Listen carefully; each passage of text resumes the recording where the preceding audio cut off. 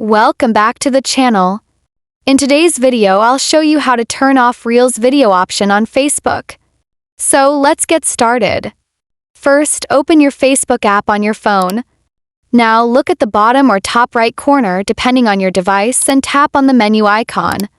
Next, scroll down a little and tap on Settings and Privacy.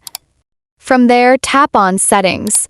Once you're in the Settings page, scroll down again until you find the section called Tab Bar. Now tap on Customize the bar. Here you'll see different options for what appears on your Facebook navigation bar. Find the Reels option in the list. Next to it, you'll see a small box or toggle that says Auto. Tap on that. After tapping, you'll get a few choices. Select Hide. Once you tap Hide, Facebook will move the Reels option into the Hidden section. That means it will no longer appear on your main bar, making your interface much cleaner and distraction-free. And that's it. If you found this tutorial helpful, make sure to like this video, subscribe to the channel, and turn on the notification bell so you don't miss more Facebook and social media tips.